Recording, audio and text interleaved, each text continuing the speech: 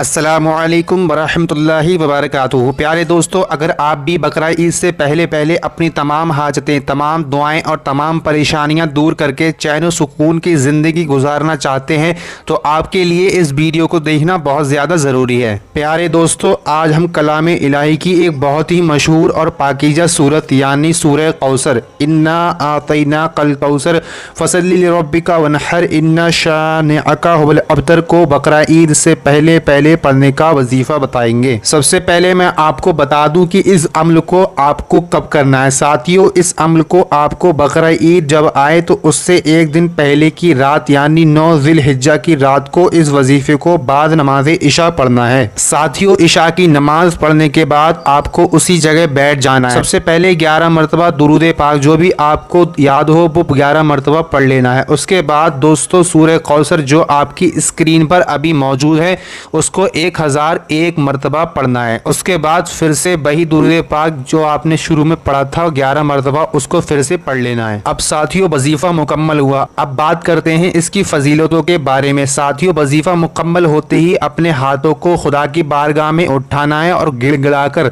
रो कर खुदा से अपने नेक और जायज़ तमन्नाओं के लिए दुआ करना है। इंशाअल्लाह आपकी तमाम हाजतें पूरी होंगी।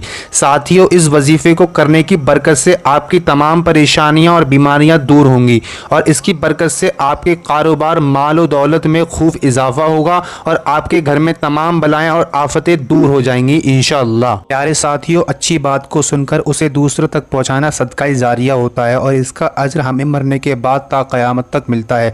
तो इस वीडियो को आगे शेयर करना ना भूलें। अगर आप किसी भी चीज़ का अमल करना चाहते हैं तो कमेंट कर दें, हम जल्दी आपके लिए भी वीडियो बना देंगे जिससे आपको फ़ायदा पहुँचेगा। तो साथियों, मिलते हैं अगली वीडियो में।